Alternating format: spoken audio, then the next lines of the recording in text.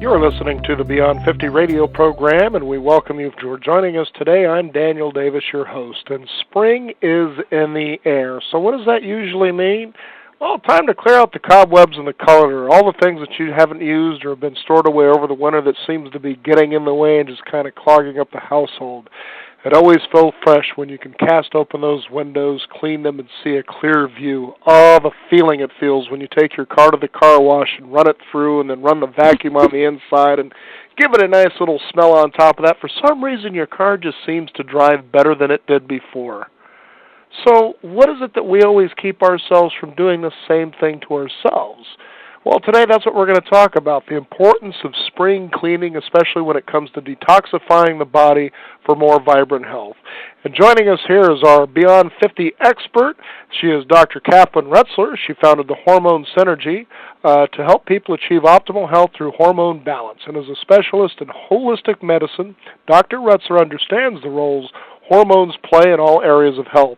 She also recommends natural therapies, lifestyle changes, and bioidentical hormones to address the underlying causes of hormone imbalance and restore health and vitality.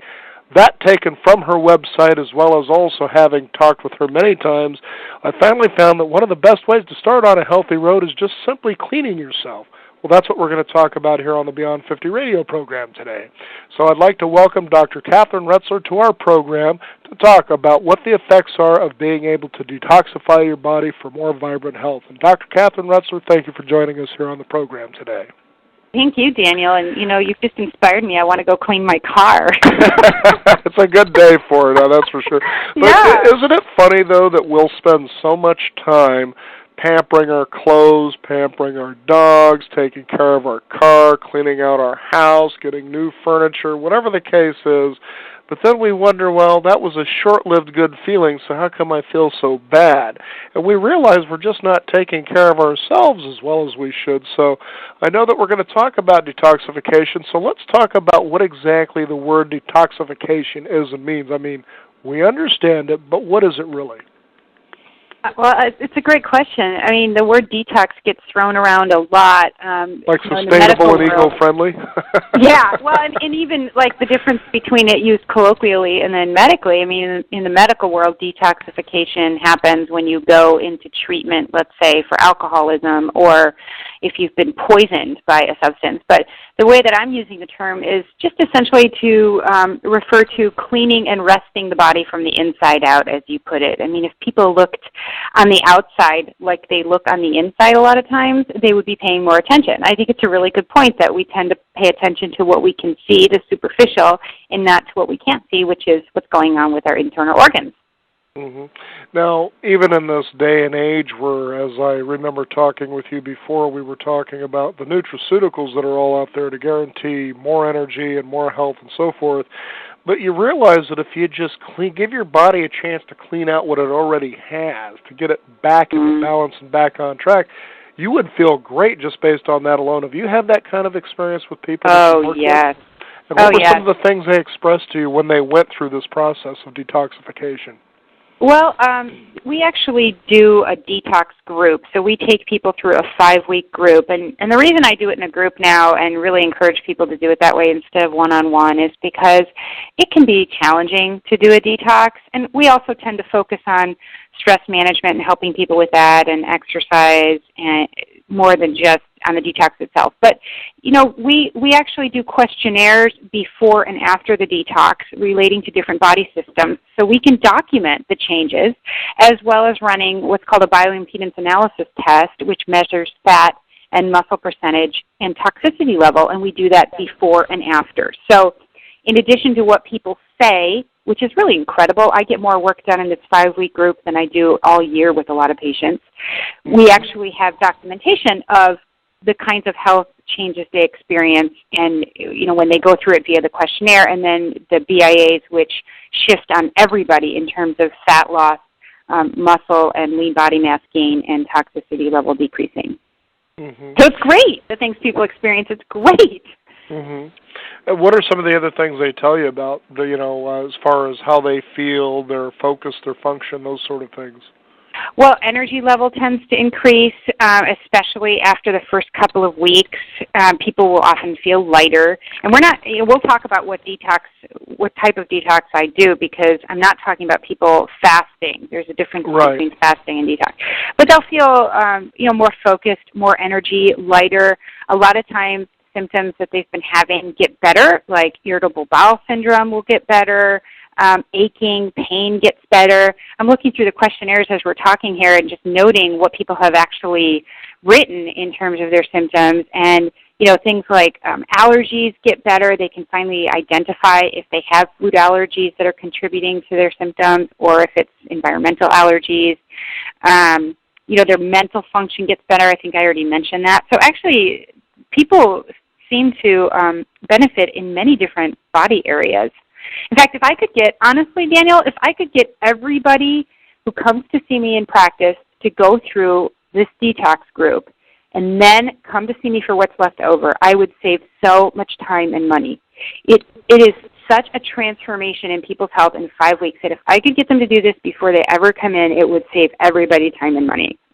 And it's just amazing to think about the simplicity that it's something you can do on your own and you can feel the immediate results as well. Yeah, people can detox on their own. There are certainly books out there talking about detox, but I usually recommend people do it medically supervised, and that's why I'm the one I actually lead all the groups, because things can come up health-wise and psycho-emotionally that, we need some help with navigating. Now, I know one of the important things when you talk about people needing to really consider working with a medical professional, like someone like yourself, is that we tend to feel that more is better. Yeah. And you can see it. I'm sure you've had experience with people that went that route of trying to do it on their own maybe the first time or the first couple of times. Yeah. And they end up worse off than they were if they didn't do it at all. Daniel, I did that. I mean, the reason I got interested in helping people with detox and also in becoming more experienced in hormones was because I had my own health issues from continually fasting. So when I was in school, I was always fasting thinking that was healthy, and I ended up gaining, are you ready for this, almost 60 pounds. Wow. And I was a triathlete and a marathon runner, literally. And I gained about 60 pounds in 4 years. So I saw the effects of fasting, water fasting, these master cleanses, these lemon juice and water fasts that actually damaged my metabolism and has taken several years to recover from. And it was because I repeatedly fasted. So I do make a big deal about the difference between a supported detox program and a fast. And you're right, people can get addicted to these, I'm going to go on these water fasts and lose, 5 pounds in a week, and I'll just feel so good and light. And meanwhile, they're depriving their body of glutamine and the amino acids and nutrients necessary for their cytochrome P450 enzyme pathways to work in their liver, so they're actually can make themselves sicker, and they're suppressing their thyroid function because the body's smart and it's in starvation mode. And so then they end up gaining all this weight when they're done with the fast. So I hope anyone who's listening to this will really hear this message, because I make a big deal about it, that I don't want people to do what I did, Right. And it's funny because when you talk about the lemon and the water and the fasting, I even know, and I hear that around me from time to time, and I'm thinking, do you really know what you're talking about?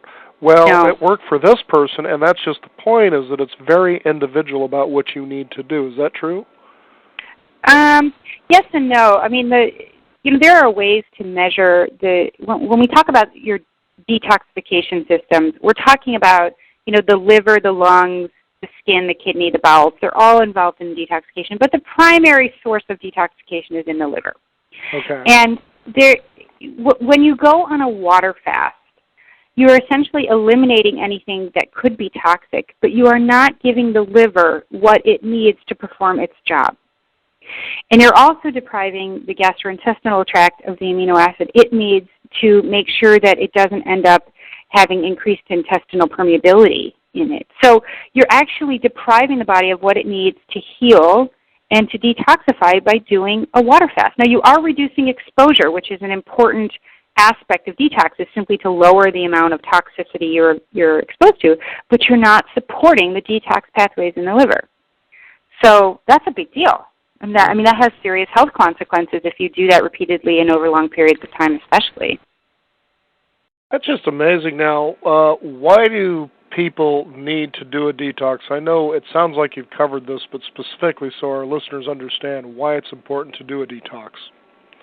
Good question. The main things that I tell people that they're accomplishing by going through a detox program is they're enhancing elimination, especially if they're using a supported detox. So if they're supporting liver function, they're enhancing elimination. Hopefully they're having regular bowel movements, meaning at least 1 to 2 a day. So they're enhancing elimination in the body. They're also lowering inflammation, which is a big deal. They're adopting a healthier diet, especially if they're following an anti-inflammatory diet.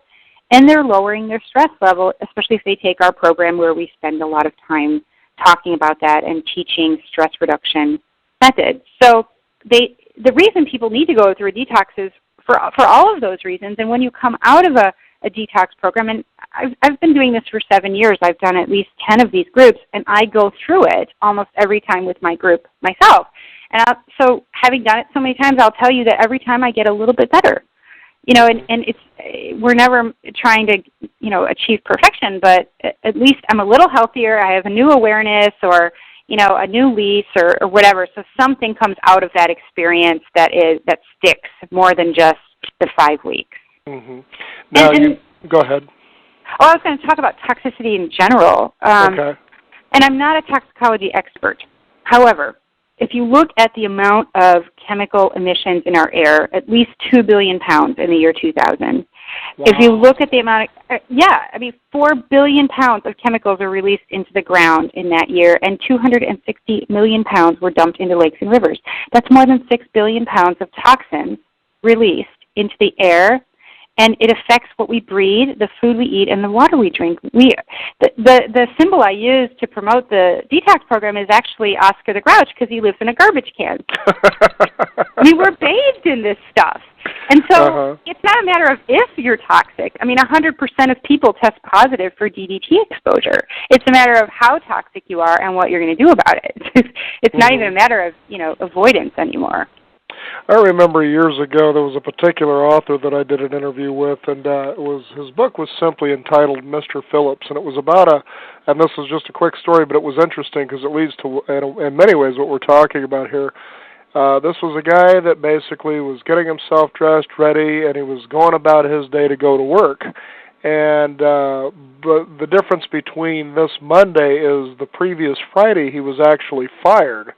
So throughout the whole book, you're just watching this guy as he's beginning to see London, he's beginning to see what's going on buses, so forth, and he's been doing the same routine for 30 years. But now he doesn't have a job to go to. And he begins to realize just how toxic, and the point about the book wasn't about toxicity, but the fact that he couldn't believe he got used to all these things that were going on around him that naturally he would be repelled by. I just thought to myself, it's amazing what a person can get used to. It's a great example, Daniel. When people are done with the detox, they talk about how they can't believe they used to eat such sweet food because now their sense of sweet is more attuned to natural sweetness and fruit, or they can't believe they used to breathe fumes every day and not notice it. When I've finished detoxes before, I have gotten hives from my own perfume that I used to apply every day. Yeah, I think that example you gave is excellent because that's what people experience when they've gone through this program and they've been cleansed. All of a sudden, toxicity is more acute to them. And it's interesting when you talk about the taste of food as well, that you see people get used to the processed way of eating food, whether you go through a quick drive-through or even most restaurants that you go to. A lot of this stuff isn't as raw and natural as you would normally find it in nature, but if you move toward even just that simple direction of getting it as natural as you can, not because they said that it's organically grown, but I mean really as raw as you can find it, and prepare it without sauces and seasonings, it's amazing how a lot of that other stuff that you used to like or maybe even crave, you just don't even want it anymore. And you realize, how did I ever think that this was good? You're right. I grew up on the fad diet. Yeah, the standard American diet. Yeah, you're right. Now, you talked earlier about inflammation. I know this is a big one for wanting to detox. Now, inflammation is responsible for a lot of sickness and disease, things like arthritis. I mean, it goes on and on. That inflammation is one of the number one things that people should really tone down for optimum health. Now, why is this a problem? And tell us about inflammation and its role in creating bad health, that is.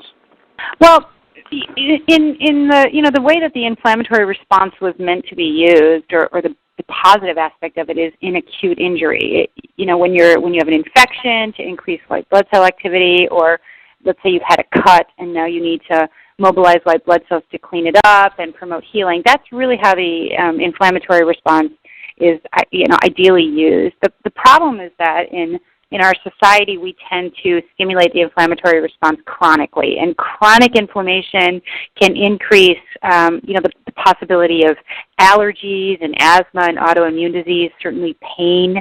There's an inflammatory role to pain. There's an inflammatory role in terms of heart disease development and certain cancers. So chronic inflammation, and I'm grateful that this is being talked about. It's even being talked about in relationship to Alzheimer's. You're going to love this, Daniel. Right after our last interview, I checked my email, and in my inbox, I got a new Medscape. I get these every week from Medscape. It's a medical website where you can learn about different drugs or different findings in studies. And there's, in the subject line, it said, long-term ibuprofen lowers Alzheimer's risk. And I'm like, oh, great. Instead of talking about the fact that there's a relationship between inflammation and Alzheimer's development, we're going to promote it as, let's all start taking ibuprofen every day to prevent Alzheimer's. Now, is that just stupid? Exactly. This is what happened. And here's the thing to pay attention to again, because you and I, I've had you on our program, our Beyond 50 radio program, a couple of times, and again, to me, it's real adamant that we talk about the messages that we hear. Now, as you just said, may. You see, we're not saying that it does that, but it may reduce the risk or whatever of Alzheimer's disease. Right. And if you really pay attention to the messages, they're all the same. It may do this. We really don't know. Studies have shown, but we can't tell you what those were.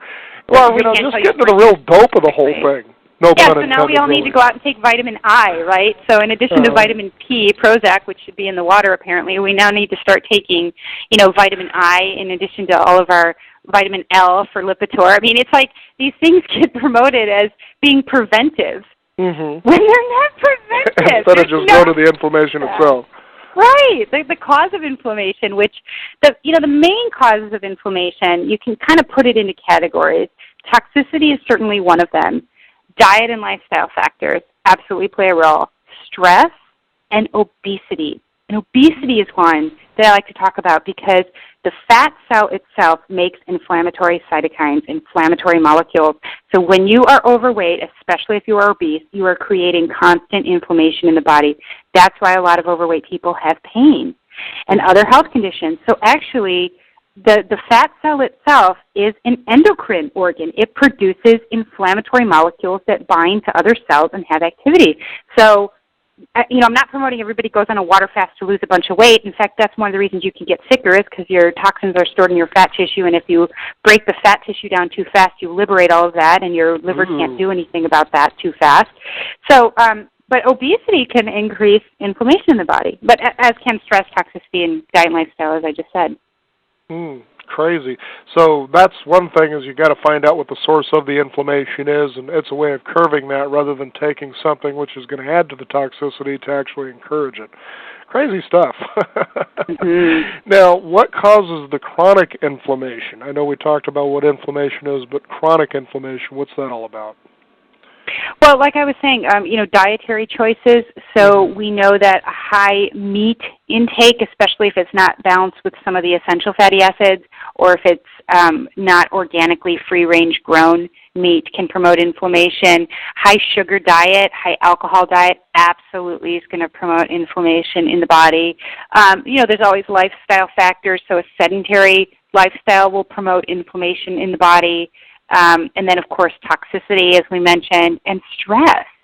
I mean, high stress level can promote inflammation in the body. So, in our detox program, we have a whole week where we talk about the physiology of stress. We give everybody a biofeedback monitor and teach them to use it so they can start to learn their own stress response and how to initiate the relaxation response. So stress actually can play a role in chronic inflammation. It's just amazing to think that it's so simple, but yet we try to take and make it so complicated so that you end up following the Pied Piper, perhaps over the cliff. Mm-hmm.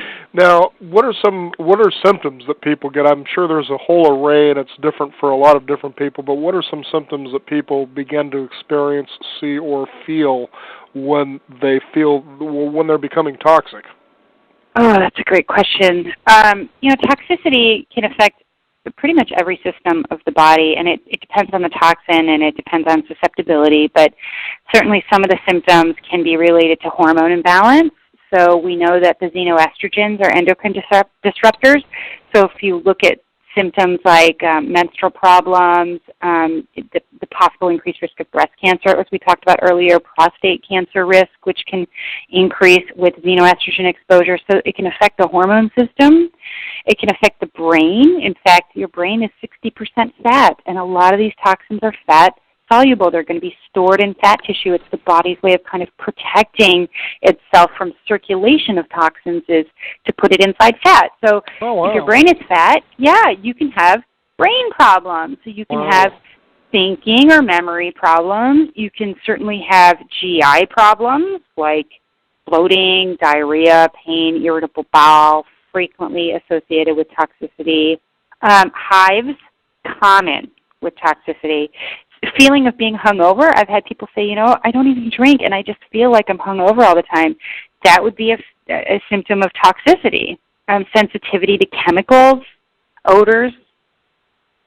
These are all pretty common. Fatigue, big one. Fatigue is a big symptom associated with toxicity. In fact, I just love to see the transformation for people in the group because they finally have their real energy. So by the time they're done with the group, they're not on so much coffee that they have fake wired energy, which sometimes I like, Danielle, frequently. I actually like that. But we all actually get back our original energy, our natural energy. Just for some reason when you brought up coffee, I was just reading an article briefly, and it's something that's had me concerned for quite a long time now. And that is the energy drinks and our teens and early 20s. Yeah. That they're sitting here thinking, for one thing, what are you doing so young, lacking so much energy? What are you doing that you're so tired? What's really going on? And then on top of that, they're taking these energy drinks loaded with sugar and caffeine. To me, it's almost like they're just shooting themselves before they even really get started. And now even the educators are complaining. They come in all amped up. They can't settle down, and then they have that crash, so then they really don't want to be there. And this is after guzzling down anywhere from 2 to 5 cans of these energy drinks. And, it's like, what do you do to stop this madness sometimes that's going on? This is a good question. I think part of the reason that kids and teenagers do that is because we are now an ADD culture. I mean, I think you can use that term to define the millennials. Mm-hmm. Yeah, I mean, they're inundated with excitatory stimuli to the brain. So they're inundated with video games, computer, everything's fast. There's no calming activity. There's no time away from that kind of excitatory stimuli to the brain. And I think it promotes ADD development. And people who have ADD need stimulants to be able to feel normal. So they're turning to things, and we actually talk about this in the second week of the group.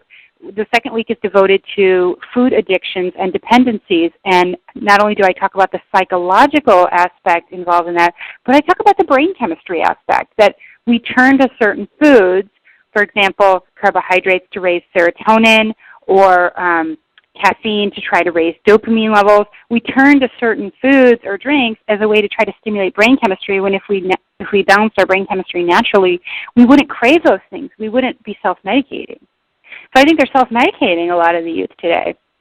Yeah, I totally agree with you about that too. It's just really alarming to see that that's going on, that people get to a point that being bored and sitting still is just intolerable anymore. I know, like while we're talking, I'm surfing the internet. Like, why can't I just listen, right? Exactly. You're right. Exactly. That's it, Daniel. I'm turning the computer off. That's it. Now I know that you specialize in synergy, what you call hormone synergy, and this is to help educate people about what hormones are and their roles, and they certainly play a role, I'm sure, in naturally detoxifying the body. So you can see why coming to an expert such as yourself or a medical professional to do this correctly, why it's important so you don't damage the natural ways that the body does this. It's actually to help enhance that. So don't go do this all on your own because you can cause those kinds of things to happen. Now, one of the things that I see on here is that you talk about xenoestrogens. Now, what are those exactly? Xenoestrogens. Xenoestrogens are chemicals in the environment that disrupt the immune system, and most of them are insecticides. Also, PCBs and PVCs. There's two that I focus on in hormone synergy because they disrupt the endocrine system so much, and that's bisphenol A and phthalates. Do you want me to talk about those briefly? Yes, please. Bisphenol A is a very interesting molecule. In the 1930s, it was actually researched to be used as a synthetic estrogen for estrogen replacement, or women who were trying to prevent miscarriage, which they thought they could do by giving this chemical. It was replaced by DES, diethylstilbestrol, and anybody who's listening who knows about that chemical knows that not only did it not help prevent miscarriages, it actually increased the risk for cervical cancer and breast cancer in the offspring of those women and in the women themselves. And we're even finding a possible increased risk with the daughter's children in terms of increased breast cancer risk and possibly testicular cancer risk. So it's a scary chemical, bisphenol A. It's used in polycarbonate plastic and epoxy resins, things like sunglasses, CDs, water bottles, food containers, baby bottles. If you ever see someone put a baby bottle in the microwave, please stop them. Bisphenol A is a scary chemical. And phthalates, which are similar, they're used in plastics as a softener, have been banned in the UK in children's toys. We're still using them in this country. But, the smell your shower curtain has when you first open it up, those are phthalates. Wow. And phthalates have been known to cause kidney and brain damage besides endocrine problems. So these two chemicals are scary chemicals that are used ubiquitously in our environment. They do not break down quickly, and so they can cause a lot of health problems. And hopefully, as more research comes out about these chemicals, you're going to be hearing a lot more about them. We will be decreasing our usage of them or finding alternatives that are less toxic. Well, it's interesting, too, that it seems to me that I was talking with someone and they were talking about how apparently entertainer Jennifer Lopez had breast cancer, the possibility of it.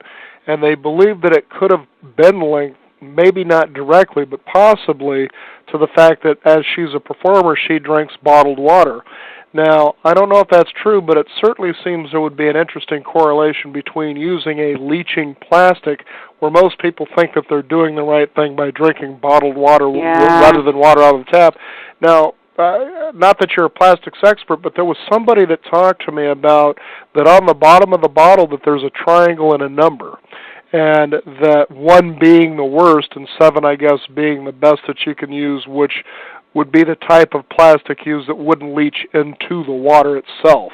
Now, does that make any sense at all? Or? Yeah, I wish I knew more about that. I have to be honest, I don't. But the point was that she was drinking bottled water, and almost all bottled water that you pull off the shelf, whatever label it has, if you look on the bottom, in the triangle, it's labeled a 1, so it actually leaches. Now, what's interesting is this. I used to buy the milk containers of water, and then I'd refill those. What was interesting is in the summertime when these things would warm up, I could actually taste the plastic, and I thought, what am I, driving myself nuts? Exactly. Yes. I tell people in the group to try to drink out of glass containers, especially if they're drinking out of small bottled water that has sat on the truck, because we know when we heat the plastic that the chemicals in the plastic can get into the water, and that's what you're tasting. You're not making it up. I don't know about the whole Jennifer Lopez connection there, but it is a concern that we are, drinking this much bottled water where we don't know where it comes from. I mean, I drink, filtered water, but I've got a water filter at home and we've got bottled water at the office, I just found it's kind of one of those strange correlations that you can see. Well, Mm-hmm. it's possible. We're not saying that it Absolutely. is or isn't. We're just saying that it's possible that by eliminating that one thing, you may Mm-hmm. realize that could change your health altogether. So, now, Right. what makes your program when people take your detoxification 5 week? It's 5 weeks, as I understand it. It is 5 weeks. 5 weeks. Okay. We call it a transformational health and detox group because it's not just a detox group. I've seen people, like I said, transform their health and their lives through this group, and it's basically been something I've been putting together over the past several years.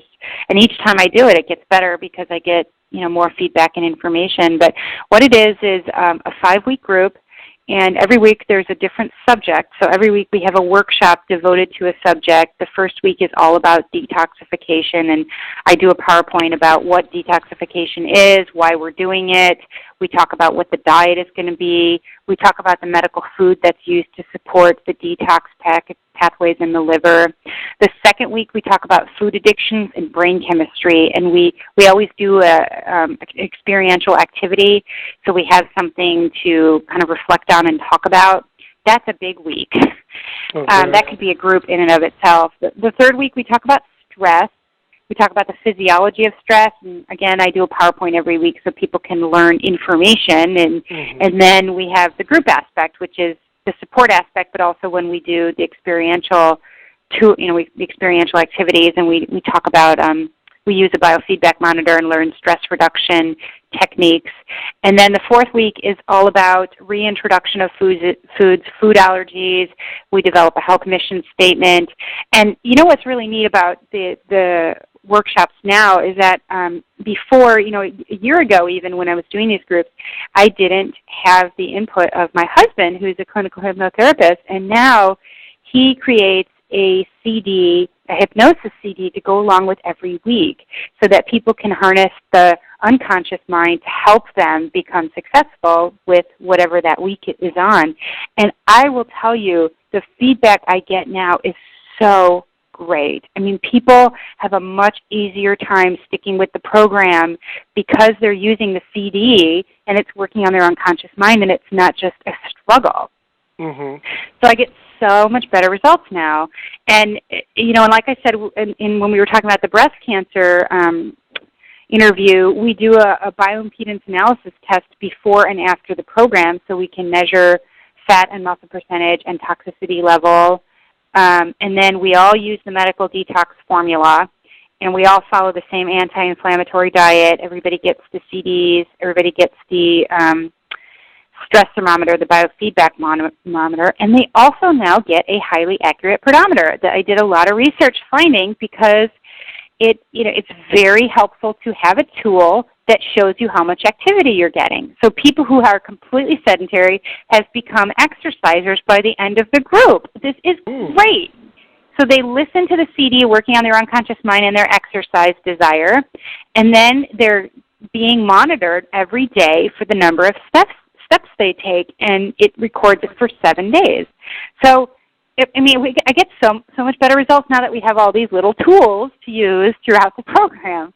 Well, not only that, but people get the opportunity to monitor what they're doing, and that's a lot more encouraging because sometimes changes, although you feel them, are so subtle, you kind of wonder, well, is this working at all? And I'd rather just go back to what I was doing before, and that's always a self-destructive loop in and of itself. Mm-hmm. Mm-hmm. Great. It's really encouraging to know that people like you are out there that are getting to the sources rather than finding the symptoms and patching it up, as you talked about earlier.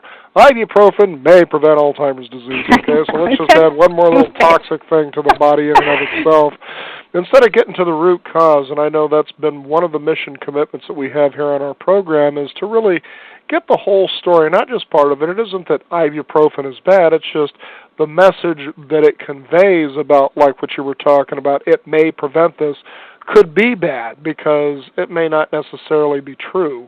And, in closing, kind of give an idea of how people can get in touch with you, or if they can't maybe come to your office because this is a worldwide audience, how they should approach maybe a doctor or a medical professional, if you will, to be able to do a detoxification, what the important questions are to ask when they go about trying to do this? Okay, a couple things in that. Well, there's a couple of books out there that I would actually recommend if you want to learn more about healthy, safe detoxification. And if you're really interested in learning the specifics of the physiology and the biochemistry, read The 7-Day Detox Miracle. It's Peter Bennett and Stephen Barry's book. They're both naturopathic doctors, and it's really great. And then Mark Hyman, who is a physician who has a book called The Ultra Metabolism. His Ultra Simple Diet book is a really good resource for changing your diet and doing healthy supported detoxification. Also, if people are looking for somebody outside the Oregon area or the Portland area, anybody who's been through Metagenics Functional Medicine Institute, and they can always look on Metagenics' website, they teach a detox program that is supported and is a healthy detox program, so they would be a good person to go to. And then if they want to get in touch with us and find out more about our program, they can look at the website, hormonesynergy.com, or just call us at 503-230-7990, and we're happy to give them information. We do limit the program to 10 people because it's just, I like everyone to have individual attention. And the next one is going to start July 7th through August 4th, and we're going to do it on Monday nights from 6:30 to 8:30. The group is going to meet, and we've already done 2 groups this year, so this is our 3rd, and it's kind of unusual for us to do 3 in 1 year because it's so much work to put these together. But as a physician, there is very little that I do that transforms people's health as much as these groups. So we make very little profit on the groups. Frankly, the reason that we do these groups is because we get amazing results and people transform their lives, and I get to feel like a rock star. How much better does it get? And not to mention, too, Dr. Retzler, is this, that you start transforming zombies into real thinking people. Yeah, it's great. It's great. And then it really keeps me honest. Well, I feel clean already, so I want to let you know that I really appreciate you taking the time to talk on our program today. It's always encouraging to have you on there just because it's just for people to really grab a hold of something and say, well, now I think I can ask better questions. Now I think I can make better decisions. And in the end, you'll see that you'll get better results just on getting the better of the first 2. And that's what your goal is when you work with people. Mm-hmm. Well, thank you, Daniel. You bet. It's been a pleasure to have you, Dr. Catherine Retzler. Thank you for joining us on the program today. And quickly go ahead and give your website one more time. It's hormonesynergy.com. Very good. And thank you again for joining us on the program today. Thanks, Daniel. You bet. So there you go, people. Go ahead and put your car last and put your body first. Get yourself spring cleaned, and I'm sure that not only you'll feel that you drive better, but then so does your car once you take care of your car as well. I'm Daniel Davis. Thank you for joining us here. You've been listening to the Beyond 50 radio program, and to find out more about us, just go to our website, beyond50radio.com. That is 50 with a 50, and sign up for our free weekly e-newsletter. Comes out every week on Thursday to everybody you know. Also encourage you to participate in the program, and also if you have any questions or comments about the show, we welcome those as well.